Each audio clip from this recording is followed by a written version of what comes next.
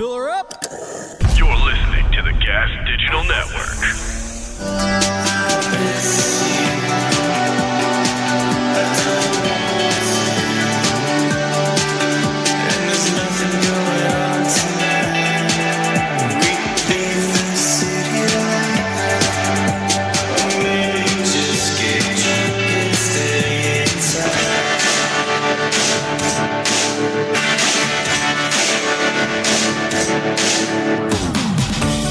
Good afternoon, Michael Malice here, and let that be your welcome for the next hour. We have with us a very special guest who knows how to cut the music, by the name of Ben Domenech, who is the publisher of the Federalist. For the first time, I was just on your show, now you're on my show. For the first time in your welcome history, we're going to start with an apology. Okay. I'm going to publicly apologize to you for something you didn't even know. Okay. I was on Fox once. Mm-hmm. We were in the green room, and I was wearing these shoes. Can we get a shot of these shoes? And you looked at the shoes, and you said, "What's on your shoes?" As newsprint. Yes. And I sat there, and I thought, "Oh my God, this guy's basic as fuck." And I had completely, not completely written you off, because I always respected your intelligence. That's not fair. But I was like, I put you in a box, because I went to Bucknell, which is a very waspy school, where people dress a certain way, they listen to a certain kind of music, their wife looks a certain way. Then recently, when Jake Tapper was playing dumb as to who I am when Don Jr. retweeted me, you, out of nowhere, jumped in, you go, "Oh, for what it's worth, Michael Malice is a funny comedian." And that, in our world, means a lot. The fact that you stuck your neck out with no benefit to you, and I'm like, all right, I had this guy wrong. So I told that story on Ruben. I didn't say who it was you. And I'm apologizing because I misjudged you and I was prejudiced. Well, wow. I thank you for that. I don't think that's ever happened to me. Thank you for apologizing for that. For what it's worth, I think you are very funny. I said comedian, and I don't want to say that I gave you that as a job, but I just mean you're a funny guy. Humorist, and humorist for a living. And I'll tell you this, in the world of political media, the number of people who are legitimately funny outside of YouTube and the internet, the podcast world, oh my gosh, it's so small. I mean, the number of people who are in that industry who have a sense of humor, and Jake Tapper isn't one of them. No, no, sir. But let me ask you this: I want to understand how Megan, your wife, your husband, your wife Megan McCain, once on Instagram said, "I'm married to the most conservative guy in America." Right? Do you think you're the most conservative guy in America? No, I'm definitely not. Okay. And in fact, I mean, look, what I would say is that I think that we should be honest about our views. Yeah. And I frequently say I know how extreme my views actually are, and I'm not going to pretend that they're the mainstream. You know, one of the things that happened a few years ago was this whole idea of there being a libertarian moment. And I found that interesting for a lot of different reasons. I wrote about it a little bit, but one of the points I made was, well, you know, to be a real moment that matters, it has to be more than a moment. Sure. It has to be something that's sustained. And so my ideas about like the level of government that I think we ought to have, the level of freedom we ought to have, you know, I was born in Mississippi. I grew up in South Carolina. I grew up in rural Virginia. I was homeschooled my whole life. I have kind of a very narrow view when I think of any kind of limitations on individual freedom that ought to be in existence. And, you know, I've said it before. I want a circumstance in America where people can, you know, raise their kids, worship their God, you know, hoard their gold, sell their raw milk, grow their pot, and you know, buy their guns and live according to their own priorities and decide amongst each other as a community how much, you know, gambling, hookers, and blow they want in the neighborhood, and then we can all decide where we want to live appropriately. But I'm talking about more in terms of culture and personally. Sure. So I have a friend named Tom who's a very failed podcast host. And we had lunch in New York, and he said to me, "I want to go to a restaurant where I recognize everything on the menu." Now, I'm guessing from your reaction to the shoes, you like things a certain way, right? Is that fair to say? And there's nothing wrong with it. This is how you're wired. No, actually, that's not true at all. Okay, so let's break it down. So the truth is that you know, I'm somebody who you know, culturally, for example, I like I like to consume as much media as possible. Okay. Like it's always running in the background. People make fun of me because when a new Netflix show drops, I've usually binged it by the time Monday comes around. And that's the type of thing where I like all of it. I like the high and the low. I like the crazy stuff, and I like the stuff that's on the fringes. You know, I make musical mixes for all the members of my family every Christmas. And usually the stuff that I'm finding, I love finding stuff that has, 1,000 followers on Spotify, but it's something my little sister will really dig. Are you trying to out hipster me? I'm not. No, I'm not a hipster. It's not going to happen. No. I'm not a hipster at all. Are you kidding? I own jeans I purchased on the internet. That sort of thing. That's a hipster move. I have 30 pairs of jeans that I purchased on the internet. Yeah, but have you bought them from Amazon? Oh. I take back my comment. No, look, I do wear cowboy boots every day pretty much, and so I do have certain things that I'm kind of set in my ways about. But culturally, I mean, I love everything from indie crap to popcorn movies to and when it comes to the music side of things, I'm heck, I went and saw Christina Aguilera in Vegas last weekend and went to like this private like jazz show where Lady Gaga showed up. I bought a drink for Gaga. Man. Awesome. That's like a sort of lifetime kind of thing. But she only drinks Irish whiskey. Neat. Anyway, the thing that I would say is culturally, I like a lot of different things. Lifestyle wise, though, I would say that I'm pretty conservative. We don't have kids yet. We haven't been blessed with that yet, but I would not want to raise them in a particularly sort of cosmopolitan city. I would rather take them to hill country in Texas and have them, be outside a lot and learn about things, that way, as opposed to being in the cosmopolitan mix. And I think I'm pretty traditionalist in terms of, and Megan would agree with me on this, I'm pretty traditionalist when it comes to gender roles, and so is she, other than the fact that I cook a lot more than she does. Well, but I like to cook. I mean, that's interesting because obviously you're being part of a power couple, right? Gender roles. I mean, she is a right-wing powerhouse. She goes ham on The View, and I've been on panels with her. We get along, and I remember one time I was on panel with her, and everything I opened with, I said, I don't agree with Megan again, but we got along. Yeah. Is it fun for you watching her? Because Abby Huntsman's on that show too. People forget about that. She's also ostensibly, the conservative scion and so on and so forth. But Megan's the one who's throwing hands. I mean, I don't want to speak out of turn when it comes to my wife, but I will just say that I think, she's someone who... I just mean as a husband, when you're watching her, it like, are you like, hell yeah? Or is it like, calm down, you're my wife? Oh, no. I'm always... Look, even... She and I don't see eye to eye on every issue. We know what couple does, but I certainly appreciate the attitude that she has, which is, I don't think that she suffers fools very gladly, okay. and I think that there's a lot of foolishness in the way that politics is talked about right now. And what I really appreciate about the opportunity she's had with that program is to be one of the few right of center female voices that any of these candidates will sit down with in the course. I mean, they're getting all the different presidential candidates at that show. And if you look at the attitude that all of these people have, people who could be the next president, they could go through their entire tenure without having to face a single woman who is going to come at them from a right of center perspective at a time when, frankly, women decided the 2016 election. If women had turned on Trump in that election, that outcome would have been very different.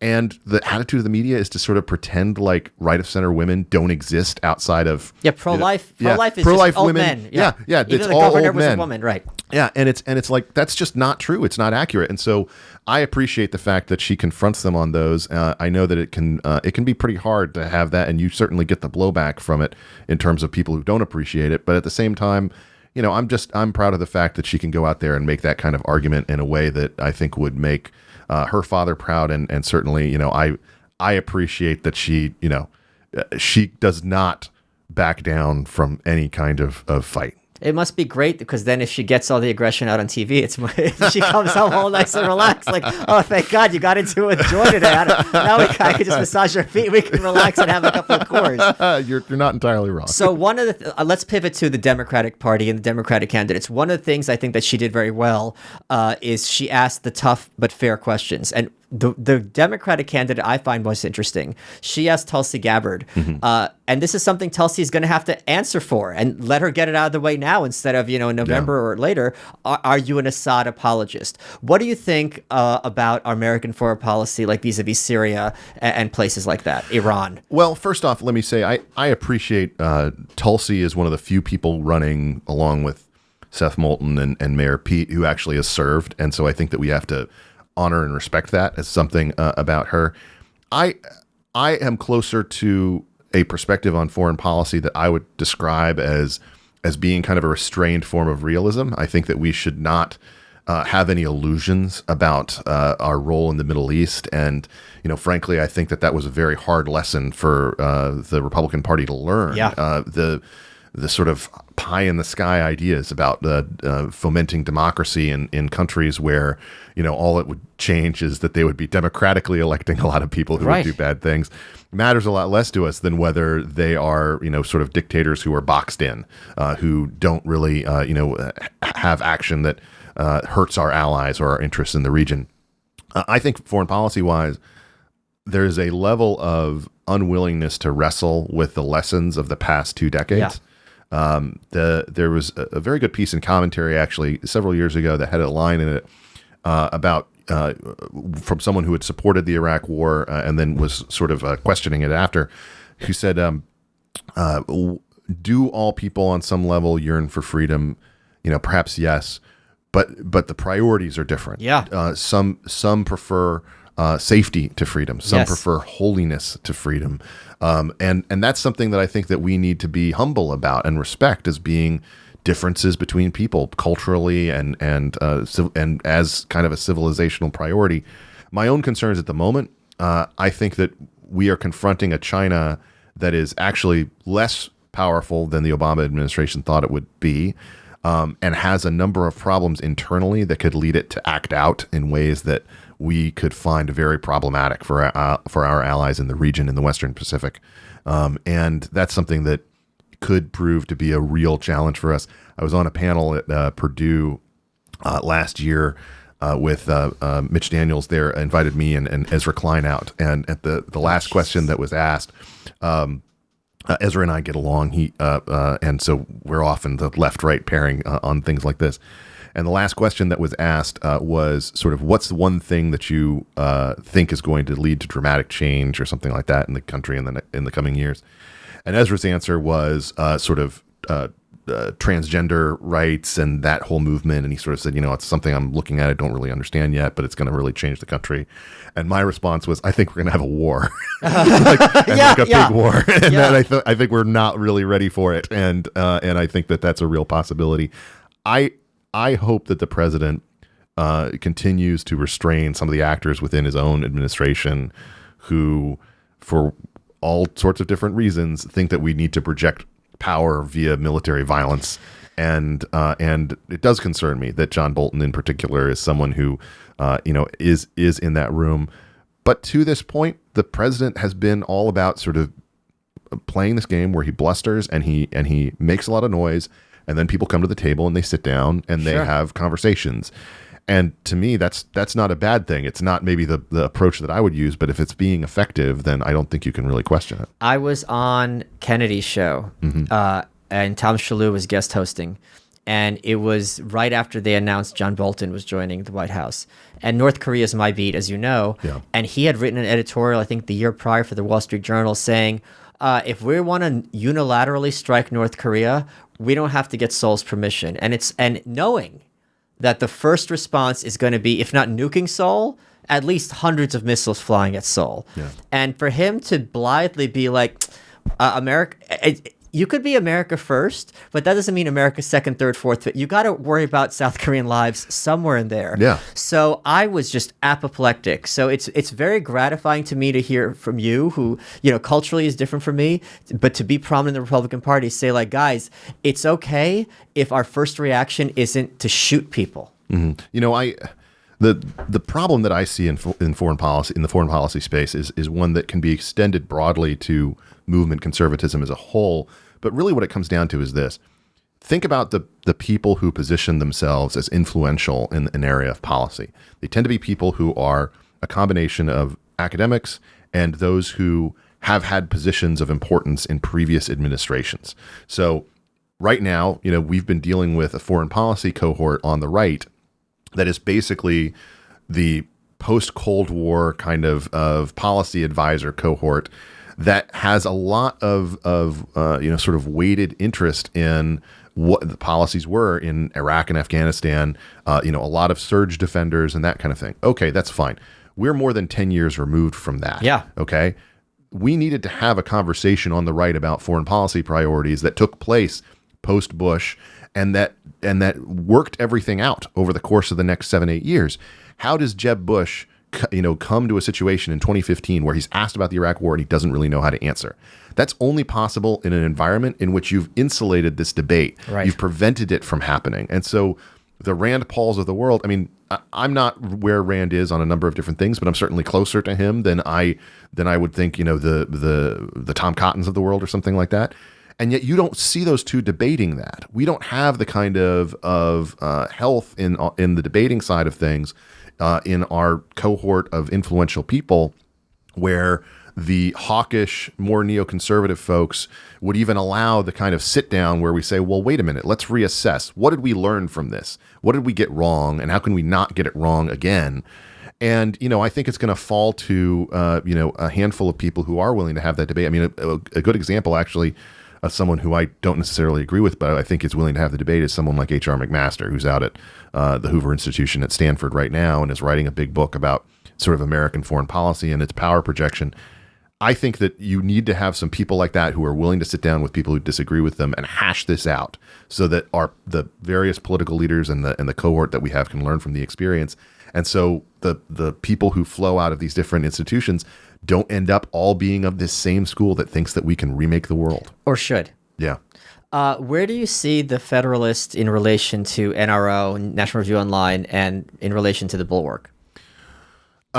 So the Federalist, just by way of background, started a little more than 5 years ago with Sean Davis, who is a veteran of Capitol Hill. He worked for Tom Coburn for many years, running his Waste book, and was one of the people who found the Bridge to Nowhere. So that's kind of his claim to fame. And a great follow on Twitter, by the way. Yeah. Sean M. DAV. He and I connected actually via my sister and via the fact he had worked a bit for Governor Perry in Texas.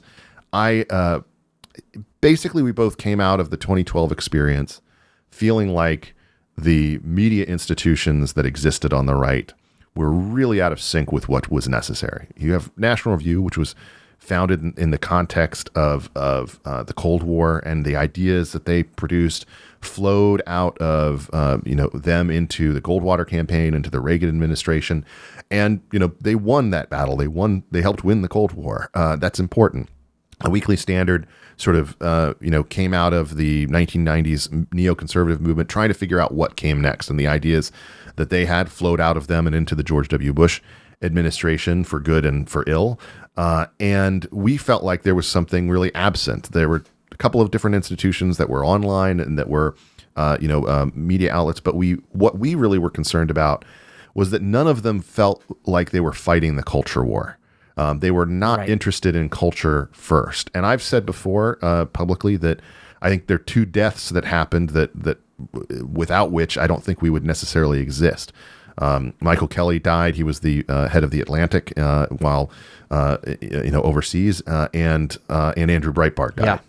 And without those deaths, I think that you would see an Atlantic that on culture war issues was perhaps more expansive and included some legitimate debate. And I think you would see a Breitbart that would have perhaps different priorities over the past couple of years than what it did.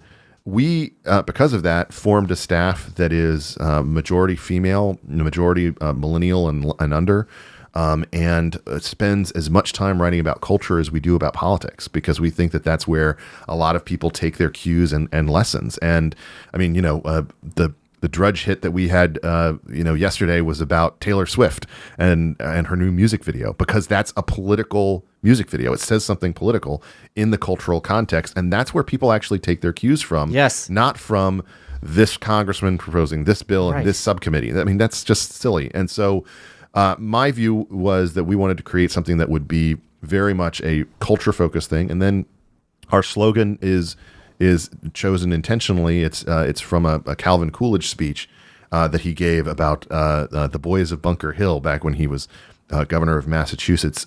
He said they were lovers of freedom, anxious for the fray, sons of Puritans who would bow in the dust before their Lord, but hesitated not to set their foot on the neck of their king. Yeah. And so where the attitude of National Review is standing athwart history, yelling, stop, we are sort of more leaning into it. We are anxious for the fray. We're ready for battle and running into it. The fact that National Review, I talk about this in my book, the fact that National Review took this as their own slogan, it's a slogan of impotence, meaning history is going along and you're like, stop. Oh, well, no, what am I going to do? I guess we could yell more.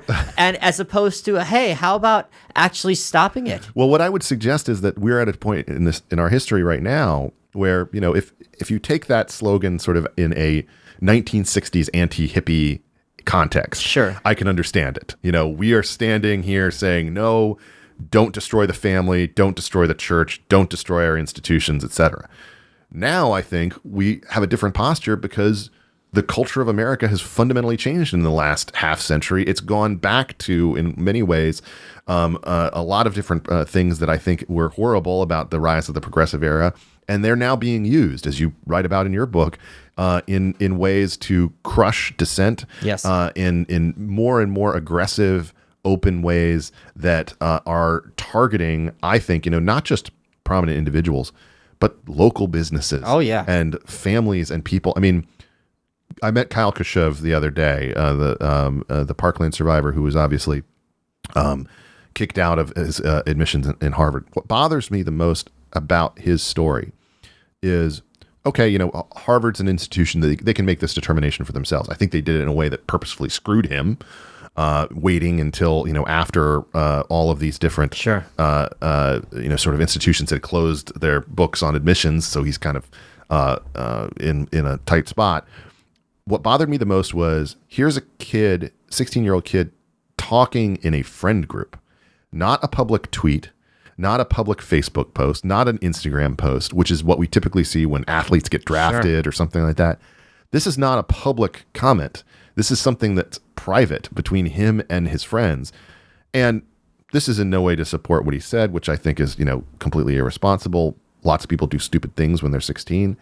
But I do think that that's kind of a line that we're going to cross culturally going forward that isn't going to shift. We're going to see more and more individuals who aren't as prominent as people like him, but who just have the wrong views from the perspective of, either their cohort or various institutions, who get stabbed in this way with private comments, screen grabs and that kind of thing. So who do you look at in terms of politics as someone that would be kind of a role model? Well, I think I would have to say Calvin Coolidge. I mean, he's I think, one of our greatest presidents and deserves a lot more credit for his approach. He was went after the cops. He did. There's no right to strike against public safety anytime. And he also became a president on virtue of his speeches. People think of him as Silent Cal, but his campaign manager distributed a bunch of copies of his collected speeches at the Republican convention. It's how he ended up on the vice presidential list and ended up in the presidency because of that. Have faith in Massachusetts. Have faith I in have Massachusetts. A copy. Yes, it's a great collection, and I urge everybody to get a copy. I have a couple of them myself. Michael Malice here. I want to tell you guys about Wix, W-I-X. What is Wix? It's the best and easiest place to create a professional website. And you don't have to take my word for it, because if you go to letthatbeyourwelcome.com using Wix, you can see the websites we made for this show. With Wix, you can start from scratch, but they've got over 500 templates you can use. It's a drag and drop website builder, so you can easily customize your site. You can add text, images, videos, whatever you want. If you know how to use PowerPoint, you can make a website. You don't know how to use PowerPoint? That's fine. They've got something called ADI, Artificial Design Intelligence. You answer a few questions about yourself or your business, and Wix creates a website for you. If you go to letthatbeyourwelcome.com and click on the link at the bottom, they'll give you 10% off any premium plan. Or you could just start building your website for free by going to wix.com. If you don't own your own domain name, You don't control what people are going to find when they look for you. Do you want them finding your Instagram? Do you want them finding your Facebook? Or do you want them finding a landing page where you present themselves as you would see fit? If you go to letthatbeyourwelcome.com and click on the link, you'll get 10% off any premium plan. Let's get back to the show. Michael Malice here. I want to tell you guys about bluechew.com, BLUE chew.com. If you use promo code Malice, you get for $5 shipping, you get your first order for free. $5. What's Blue Chew? It's a performance enhancer for the bedrooms. It's the first chewables with the same active ingredients as Viagra and Cialis. $5 just shipping. BlueChew.com, promo code Malice. Here's what you got to do. You got an online physician consult. It's free. Takes a few minutes to connect with a physician. You get prescribed online quickly. You don't got to visit a doctor. You don't have to have an awkward conversation. You have to wait in line for a pharmacy. And it's shipped to your door in discreet packaging. Chewables that give you confidence in bed. Nate, can you please add a boing sound effect here? If you go to bluechew.com, BLUEchew.com, and use promo code Malice, it's free for the boner pills. You just pay $5 shipping, and then you'll be telling me you're welcome. Or no, you'll be thanking me, and I'll be saying you're welcome for that boner. One of the things I mentioned in the book is this leftist idea, that specific type of leftist, that the personal is the political, meaning there's nowhere to go, nowhere to escape political philosophy. And that, I think, is totalitarian. I mean, pretty explicitly so, and terrifying. And I mean, this might be an extreme example because he did say indefensible things. Yeah. And the harm is, oh, boo-hoo, you didn't get into Harvard. So both of these are it's kind of weird. But yeah, like, for example, the idea that if you donate once, the head of Netscape, whatever it was. The head of Mozilla. And now you're going to be kicked out of a job. Meanwhile, when you're Hillary Clinton and the Clintons are pushing DOMA, the Defense of Marriage Act, and the next day there are gay icons, and she's always been one of us. But I think this speaks to how it's not about ideas, but about power and domination. Yeah. You said no escape, and I think that really is true. Yeah. We are moving, and that's part of this corporatist. There's always been this problem with the fusionist sort of agenda on the right, where you have social conservatives and traditionalists. You have sort of hawkish national security folks, and you have the corporate pro-business type entities. The problem is that was fine so long as those business entities didn't really get involved in the social conservative sort of lane, and as long as they adopted the same view of the apocryphal Michael Jordan quote about Republicans buy sneakers too. Sure.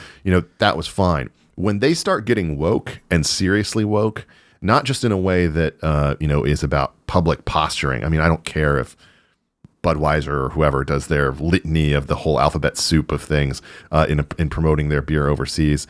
That doesn't affect whether I drink their beer or not. What I do care about is their HR department. And when they start firing people who have the views that say that alphabet soup is silly or something like that, that's where I actually am very concerned, because we're seeing this woke mindset migrate from the institutions into these HR departments in ways that now say, if someone has opposing political views to me on a particular subject, that's tantamount to violence. Right. I mean, we don't feel like we can work alongside someone who believes this. Whereas if you enact in violence against right-wingers, that's free speech. Yeah. Well, I mean, that's what bothered me so much about the situation with Kevin Williamson. I don't agree with Kevin Williamson there's a number of different disagreements I have with him, but when the Atlantic hired him and then got rid of him so quickly because, so many of the people internally were saying, oh, well, we won't be comfortable working with him because he wants to do violence to people who have had abortions, or, he thinks that these should be in his defense, illegal. He has bragged about violently taking someone's cell phone and throwing it at the window, at the wall at the office. So this guy has violated the net. But the point is, it's one thing when you are a prominent media individual who can then go back and have, another job and be fine. My concern is, well, what about the person who isn't prominent? Right. What about the person who's just there, who's the low-level staff writer who says, well, yeah, I personally think abortion should be mostly illegal, which is a position that is actually consistent with the majority of the American people. And even if it's not 75, 80% of America. Yeah. But even if it's a minority position, who cares? Yeah. It's his right. It's you. I've had the opportunity to sit down with top people at Facebook and Google. And there's something that I always like to bring up, in those contexts. I say, okay, just hypothetically, let's say that there's this guy, South American. He's an engineer. He speaks multiple languages. He is, wonderful sort of plaudits from all the people who've worked with him in the past as being someone who's very kind and very giving. His views on fiscal policy are essentially of the left. He's vaguely Bernie Sanders-esque in that space, worried about climate change, that kind of thing. But when it comes to social policy, he's pretty strident. I mean, he's said that abortion is a sin, that it should be eradicated, that it's a tragedy. He said that the trans agenda is something that's being fomented by, sort of large Western corporations, and that it doesn't serve humans well to have it exist. And he said these things recently, like in the last 3 years. So the question is, can you hire the Pope? Yeah. Can he work for you? Yeah. And each time the answer has basically been, well, this would kind of be an HR issue. We need to talk with our team. We need to make sure everyone was comfortable. Cognitive dissonance, that kind of thing. It's like, if your company can't hire the Pope, okay, we've got problems here. Well, maybe they have children working there. See, that's the joke that I would make too. Yeah. but the point is, and I'm not even Catholic, but the point is, if you're neither is he. No, that's that we could do a whole other episode about that. The point sort of being, how can we trust you as being good faith people who can sit down at the table with us? Right. If that's the level that you can't even go to, that you can't hire, a guy like that to work in your company, then we have to view this as a situation where maybe you're not the enemy of free speech because you are a private corporation, but you're certainly internally the enemy of free thought. And I think you've shown that. Who do you look at in terms of politics as someone that would be kind of a role model? I think the politician, one of them that I admire the most is actually Alexander Hamilton. I have a piece of his hair. Oh, what? That's amazing. Come at me, baby. That's amazing. I love him. Greatest man who ever lived.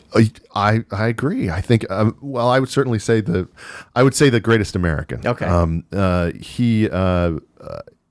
Without him and without the role that he had in terms of the American founding, and you do need the other founders, you need the alternate views too, because if it had just been Hamilton, things might have gone sideways. But, moderate. But I think you have to say that without his influence, America never would have been as great of a nation as it became in such a short amount of time. He had the vision. He had such a vision for the future, an amazing life burned so bright, and in particular, the amount of writing that he did that is still cited today, not just the Federalist Papers, but everything else that he did, it's just amazing. And you can get a feeling of the man through his work.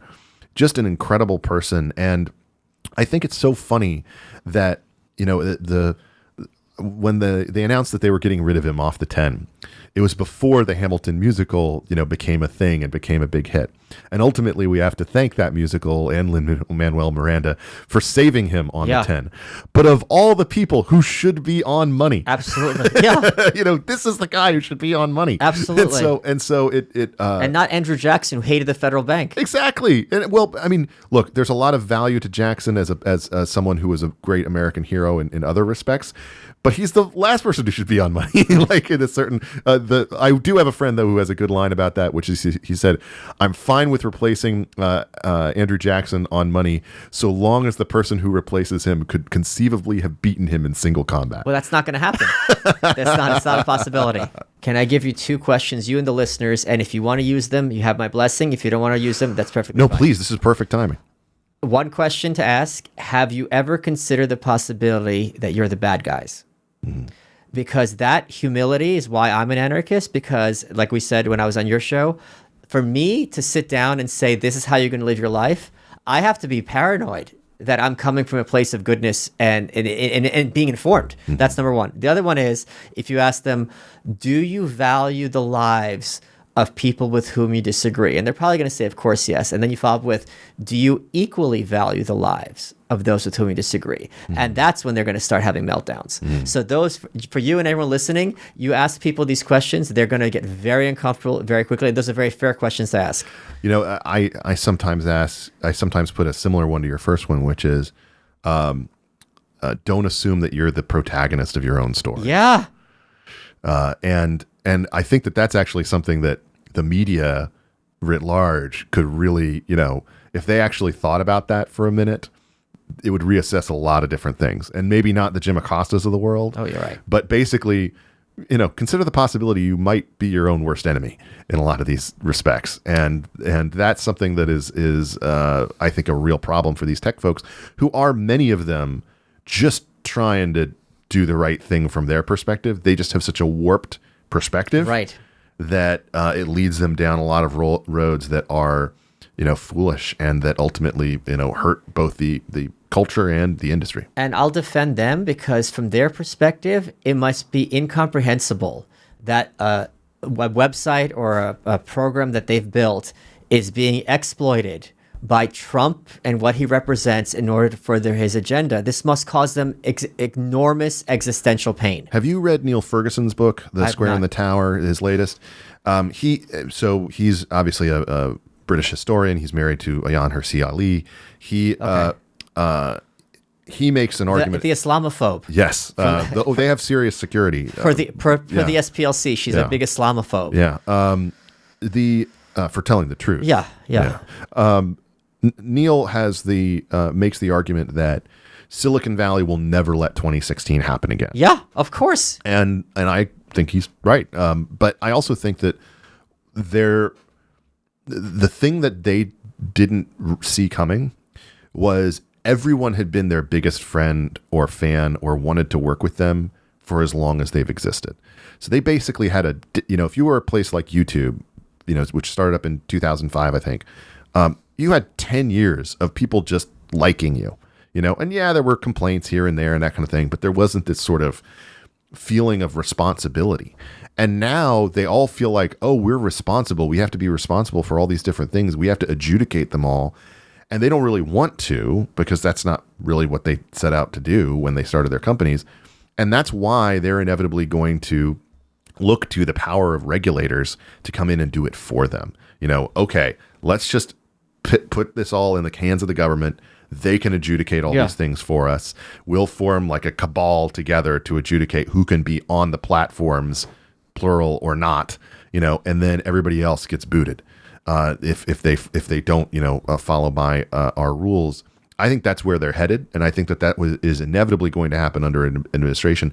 The New York Times did these 18 questions to 21 different Democratic candidates the other day, and the only one who was a flat no on breaking up big tech was Eric Swalwell, because he's from California. Wow. Everybody else, like, I think Beto, in a typical Beto answer, said something like, I don't know. I mean, you hobnob with a lot of these types of people. I mean, do you get heat on a personal level because you represent kind of the devil? Depends on the context. Okay. When I go to a place like Aspen, you know, it is to let him Right. in here, you know, kind of a thing. But then I usually find that once the argument starts, the attitude shifts, in the sense that they, not so much that I convince them, but that I think I make it clear where sort of where I stand on these issues and what I think. And by the end of it, I think people have come around to the legitimacy of that. A good example would be my friend Tim Carney and I love Tim. Back in he 2016. unfollowed me, and I yelled at his brother, and he refollowed me. And that motherfucker is still not verified on Twitter, and he never will be. Tim and I debated Brett Stevens and Jennifer Rubin in 2016. Okay, hold on. Let's take a second. Okay, hold on. Let's take a second. I'm trying to figure out which of those two is worse, and I would have to say... Oh, it's Jen. It's not Jennifer. close. It's not close. Okay. Oh, okay. So, yeah, because No. she's much more disingenuous. Yes. No, Brett. He's just a pompous ass. Brett is who he is. Yeah. He owns his status, and he's clear about that. I don't think Jennifer's ever really believed anything in her entire life. It's wow. all positional. Okay. Holy shit. Okay. So the thing that is the thing that was interesting about it is that we did it with Intelligence Squared. You can look it up online. That's still on YouTube. And they do those debates where they have a vote before and a vote after. Yeah, so you Oxford. can see, who can win Oxford style. And the debate question was blame the elites for the rise of Trump. And we were doing this in the summer of 2016, so after he'd become the nominee, but before the election results. Is it blame or thank? Isn't that interesting how it's worded, right? And Tim and I, of course, were in the blame the elites for the rise of Trump. And the argument, of course, that we advanced was that the last 2 decades have been a record of bipartisan failure of the elites. Yes. In all sorts of different respects. Yes. Foreign policy, domestic policy. Yes. Amen. Yeah. They can't launch a website. They can't keep track of terrorists. They can't, et cetera. They can't respond to Katrina, pick your thing. And that those all led to a point where people would sort of reach out in a desperate way to someone like Trump who, promises that he alone can fix things. And the context of that was interesting because, Tim and I both kind of coming in there from a we were doing it in New York. And I think that, the New York audience that would be far more sympathetic to Bret Stephens' views typically than anybody else in the room. But we dominated them. I mean, we won by 30 plus points. Oof. And the reason was that we could go into a place like that and make those arguments to a crowd that wasn't initially in favor of us, but make them in a compelling way. Yeah. And so what I always try to do in these contexts is go in and make my argument in a compelling way. And I also try to just pick 1 or 2 points to really stress or hone in on that are topical to the moment or something like that, or that I think that I can maybe change some people's minds on. And, in this context, I would just say that that people can only take so many ideas away from a conversation like that, or a panel or what have you. And so you just have to try to pick 1 or 2, and that's all you're going to be able to get. Yeah. When people hear I'm an anarchist and they ask me to explain it, I always say, if I talk about it for 5 minutes, you're going to think I'm stupid or crazy because there's no space for it. So who do you look at in terms of politics as someone that would be kind of a role model? A politician who I really admire, whose tenure was far too short for ridiculous reasons, is Sideshow Bob Terwilliger, who ran to be, mayor of Springfield against the horribly corrupt Mayor Quimby. He really represented a shift in their policies that I think could have benefited the city in a lot of different ways. As he said, you may in your hearts, want some kind of soft Democrat, but in reality, you want deep down, you want a cruel, cold-hearted Republican who will brutalize your criminals, slash your taxes, and rule you like a king. And I think that that's true of a lot of big city mayors in particular. We could use a lot more of that and a lot less of these potheads like Bill de Blasio just letting their city go to pot. So what state is that in? I want to tell you guys about Ace Marks, the sponsors of today's episode. If you guys need dress shoes, stylish sneakers, you go to acemarks.com. They're very, very smart. They sent us free shoes. And I can say from experience that these shoes are as sick as my burns. They're Italian, world-class, handcrafted shoes made with premium leather. They've got the cushioned insoles that mold to your feet. Yeah. Here's the thing. You need one nice pair of dress shoes that you can have on a job interview or you go out at night. One pair, because they will always be your best pair of shoes. These will last forever, and it'll make any outfit pop. And the thing is, if you go to acemarks.com and use code Michael, you get 10% off. They're having an awesome 4th of July sale that includes moccasins and loafers only for the summer. I like the dress shoes a lot. They've got an oxblood. It is superb. And it's handcrafted in Italy with premium leather. Comfortable, stylish. They look a lot more expensive than they are, and they will last you for quite a long time. Go to acemarks.com and use promo code Michael, and you get 10% off. Let's get back to the show. I want to tell you guys about Shippo. If you own a business and want to save up to 90% of your shipping costs, you need to use Shippo. If you go to lets.goshippo.com/YW right now, you can check them out. You get a free professional plan for 3 months just by signing up. Free! Who doesn't like free? What's Shippo?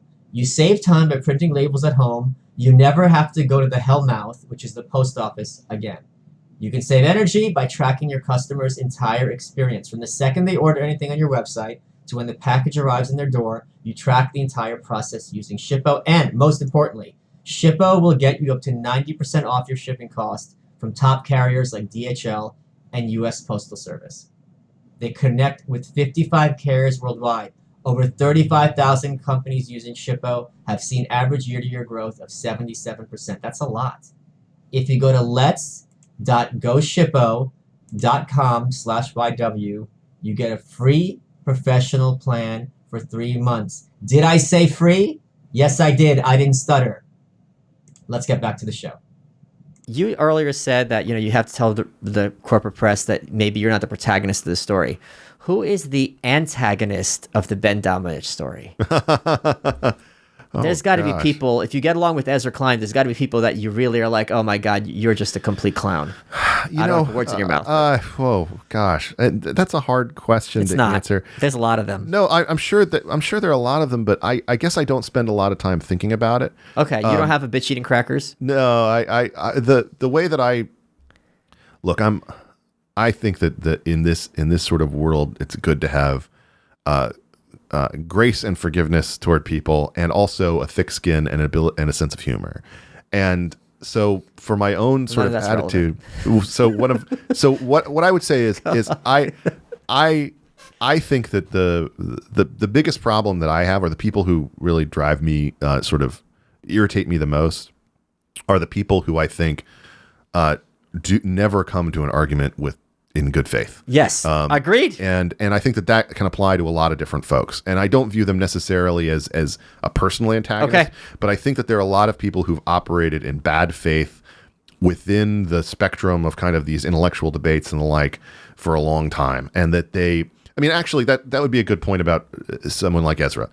I think Ezra sort of is what he is on the surface. And if you listen to his podcast, which I do, and he has interesting guests, I disagree with almost everything he thinks. He is a Stalinist, Clintonian technocrat. Stalinist. Okay. I wouldn't say he's a Stalinist. You don't think Vox is Pravda?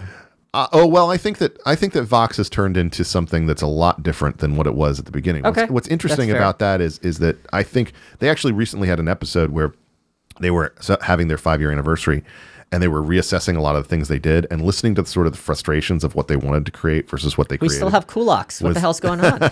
But the flip side of that is, I do think that there are a lot of people within the media who do not operate in good faith and who cannot be treated as such. When you have them engaging in this kind of behavior where they play these games and they're always just waiting for the moment to turn on somebody or to knife them or to use things to their advantage in ways that, if used against them in a similar way, they would find disgusting, it's just pathetic. And who I think... go ahead, sorry. And I just would say, and the people who tend to argue in bad faith also tend to be the people with the thinnest skin. So they can't take, someone calling them out on it or giving them the kind of a mild insult is something that, they'll complain about it in the DMs to you or to your publisher, at long length. I get a lot of that because we publish a lot of different things, including things that I don't agree with. And then people come running to me complaining about it. And my attitude is write something disagreeing with it. Publish it on, especially if you're at a place like CNN, publish it on your own site or, write it for us, do what you want. But engage it as an argument. Don't, come whining about the way that you've been mistreated. I am very, very big on giving people the benefit of the doubt and taking engaging with their ideas. And in fact, the one person I feel comfortable calling out by name who I think is duplicitous is Max Boot. I'm sure there's others. And this is why. Max Boot had this tweet or an article where he says, I learned Barry Goldwater was an extremist. That was the word he used. Yes. Barry Goldwater's most famous quote from his speech at the Cow Palace in 1964 was, "Extremism in defense of liberty is no vice, and moderation in pursuit of freedom is no virtue," whatever it was. Yeah. So you can't be, he's an extremist. That's his quote. And you can't have been in Republican politics for decades and pretend you were not aware of this. Well, and it's even worse than that because because Max well knows that Harry Jaffa was the one who helped write that speech, and Jaffa is one of the most sort of significant. Well, I thought it was the guy who became an anarchist. I forget his name. Oh no, he worked on it as well. Karl Hess. Yes, but Jaffa, is someone who,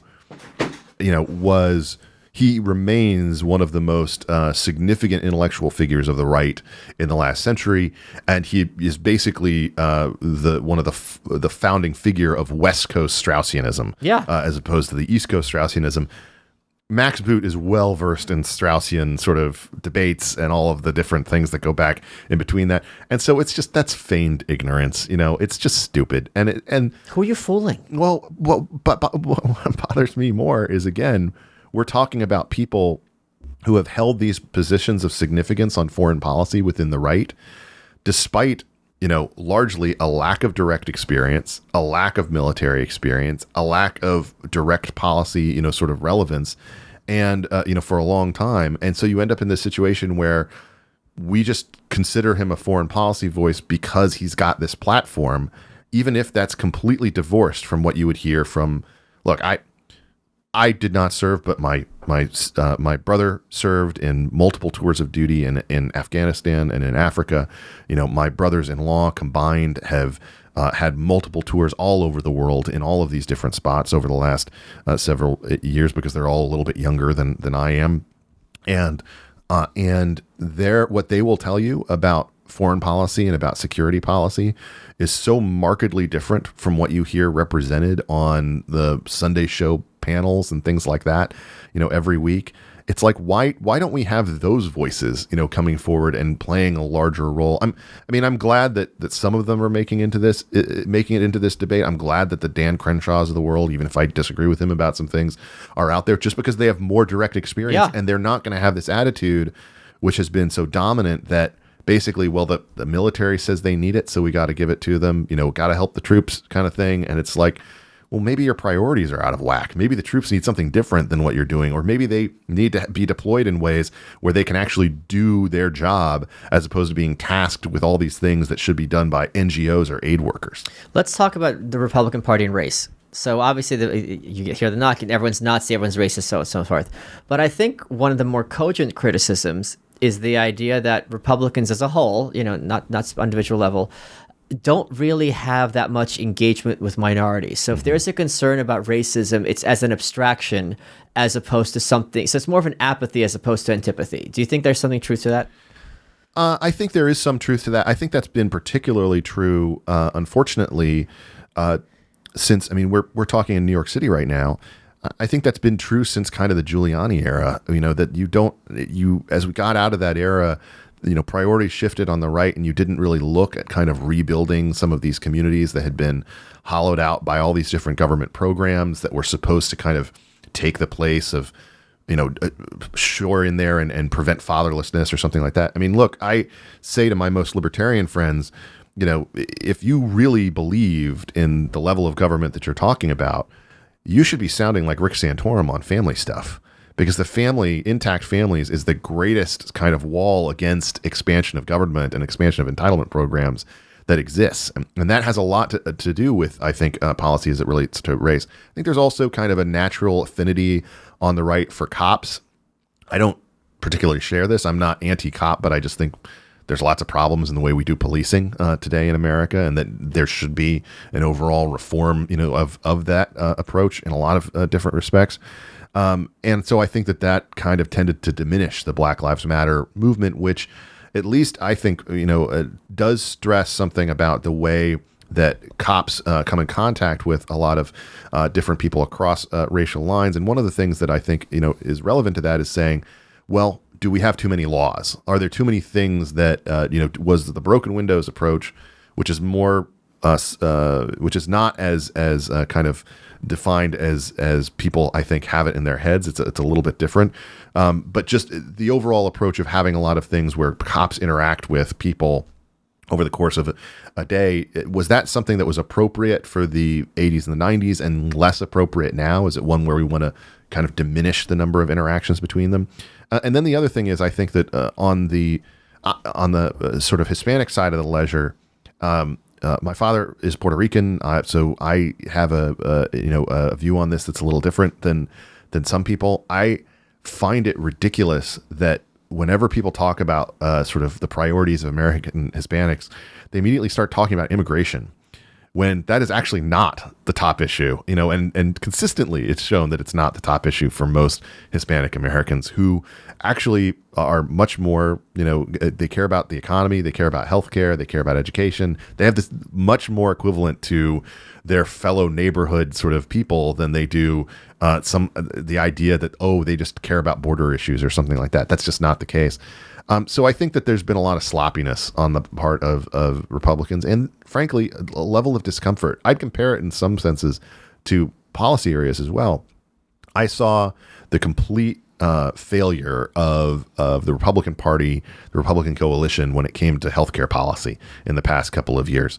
And by that, I mean, they didn't work through which answer they were going to go with. They didn't figure out which thing they were going to try to champion. And they have no confidence on the issue whatsoever. And yet, on the issue of tax policy, they are willing to run into the teeth of a bill that only has 30% support in polling because they're confident about it. They're confident that it's going to be good for the economy. It's going to be good for Americans. And so they're willing to withstand those negative polls because of their confidence in the outcome. I actually think they need to have a similar kind of attitude when it comes to race relations. The Democratic coalition has failed the minorities in America for decades. It has used them as a reliable vote while seeing their communities often crumble in ways that government has often accelerated via their policies. Instead, I think we should have an attitude that eliminates any kind of policy of negative policy ramifications when it comes to marriage and family formation. Eliminate the sort of the prevention of people from moving. One of the things that we have with all these different benefit programs is people won't move because they're worried about losing the various benefits that they have.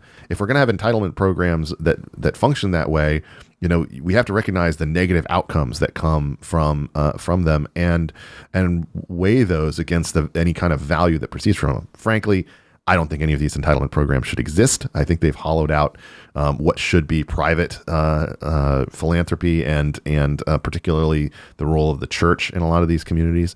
But if they are going to exist, we have to wrestle with the negative ramifications of them and do so in a way that doesn't come across as being sort of paternalistic, more about, okay, what are these programs doing that are preventing the kind of good benefits in these communities that need to happen? Let's talk about some Democratic candidates. Do you agree with my assessment that Kirsten Gillibrand is basically a real-life Selena Meyer type sociopath? She'd be more interesting and fun if she was. I do. But no, the public Selena on the show. Yeah, okay, all right. Right? The public Selena. Okay, yeah, right. Not the private Selena. Yeah. I love the private Selena. Yeah, of She's course. Great. Gillibrand has to be the biggest disappointment in the sense that, she won the state of New York by the largest margin historically of anybody who's won a Senate seat there. Oh, wow. She did that. Yes. And she's someone who on paper, given her sort of more moderate background, you would think could kind of put the Hillary Clinton coalition back together, whatever. She's a total failure as a candidate. We ran a headline a couple of weeks ago by Madeline Osborne, one of our staff writers. No one likes you, Kirsten Gillibrand, and it's actually true when you look at it. I mean, she's just very easy to dislike. Their field actually, though, is interesting to me. There's a lot of interesting aspects to it, and especially, I mean, they've got 7 different senators running, and that's something that rarely happens. And so I'll be interested to see how it all shakes out. But yes, I think she's easily the one who I would predict that she's the first out of all the senators. I think she's the one who drops out first. How is it that Pete Buttigieg, who's the mayor of a random town as Indiana, is a contender? I mean, can you explain that to me? So I had the opportunity to see Mayor Pete in action in New Hampshire. I was up there I did Fox News Sunday, and then I hung around for their town hall that they did with him. Met him and had a conversation with him, and he actually like 5'4". So I was going to get to that in a minute, but he actually, I have to say, about a year and a half ago, before he had any kind of national following, he was responding to some tweet about who are some interesting people you follow on Twitter who you disagree with. And he named me Alexandra DeSantis at National Review, Ben Shapiro, and PFT commenter from Barstool. Okay, and so I appreciated that at fair. the time. Who knew he was going to blow up in the next year and a half and become kind of this major elite figure and steal all of Cory Booker and Beto's thunder? He is going to have a challenge on the debate stage because he is very slight. He's a small guy. And though he does have sort of a he stands very straight and that kind of thing, the field includes a lot of tall guys. De Blasio, Booker was a football player. Beto's tall. Biden is pretty, tall. And it's like standing next to them, he could look a little awkward. So I think that's actually going to be a challenge for him. The other thing is that, he kind of started in this very the fact that he's gay was going to compensate for a lack of wokeness, where he said some nice things about Chick-fil-A, and he, sort of had this kind of, normalcy vein to what he was doing, which I think was very consistent with his Midwestern brand, moderation in spirit, if not in policy. He's gone a little more woke in recent weeks, I think in an attempt to try to bolster his support among African Americans, which I think is kind of dumb. Ham-fisted. I don't think... if I were him, I would have stuck to I'm going to wait and see if Biden implodes, and then I'm going to be a moderate alternative. And because I think that's actually a better bet than trying to outwoke some of these other sort of folks. And that being said, I could see him on, depending on who's nominated, I could see him being a vice presidential pick. Yeah. Do you think President Trump broke Elizabeth Warren's brain? She wasn't always like this. No, she wasn't. Not even close. No, she wasn't. She was the erudite, articulate professor who cares about the banks and the little guy, and now she is one step away from a straitjacket. I think she's going to end up being the nominee. Warren? Yeah, and I'll tell you why. Okay. Let's hear it. It's not implausible. And it's not because, and I'm not saying that she's the front runner, because she's not. Correct. Okay, but I view Biden and Sanders as being people. Biden has a glass jaw. Yeah. Sanders, I think, has defects because it's not just that his views are extreme, it's that he has this extreme past. He also seems to have sort of lost some of the luster that he had in 2016 as being the new. And he's not even a Democrat. No. And I think that there's a lot of ways where Elizabeth Warren checks the boxes that Sanders does on policy, and she also represents kind of the new, and she comes across to Democratic voters as in a way that kind of flatters themselves. Like, we're the smart ones. We're the serious ones. Harvard. We're the policy-oriented ones. This is the kind of thing that we are that Trump isn't. And so I actually think that if I had to put money down right now, she would be their nominee. And I think that that's a real problem for them, because I think Trump wants that. I think as much as Trump talks about wanting to run against someone or that, I think he really wants her more than anybody else. And that's frankly smart of him, because I think that he'd have a tougher time against Biden or Sanders, especially in some of these Midwestern states.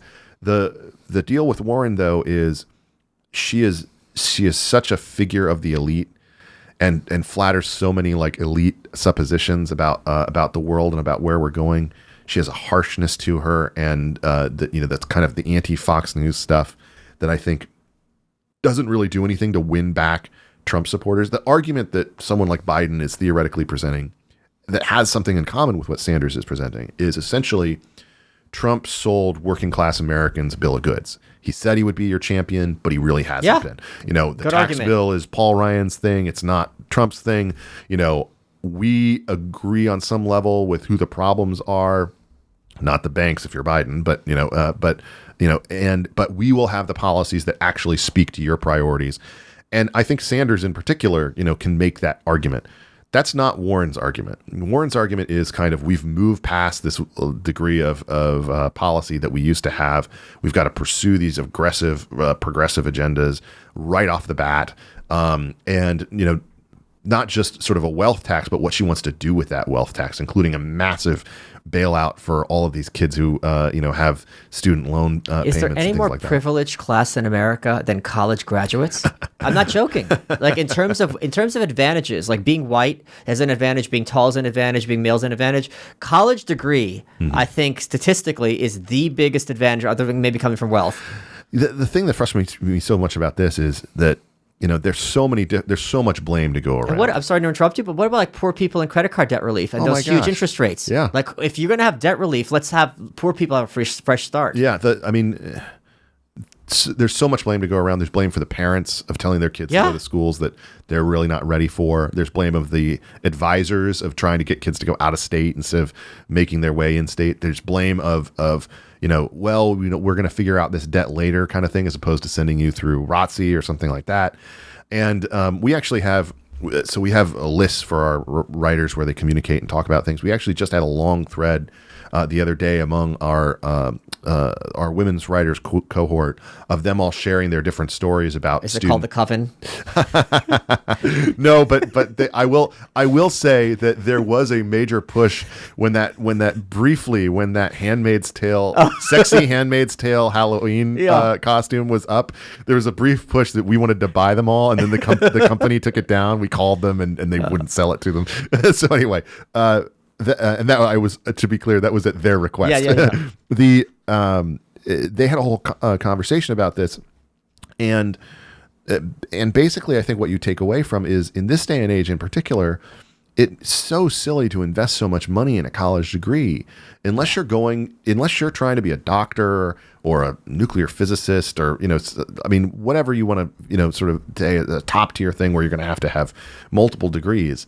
It really doesn't make sense to go along with this higher ed system that is overcharging these kids and is, one of, I think, the worst sort of cultural actors in terms of how they're skewing our society in ways that damages the ability of people to be civil with each other.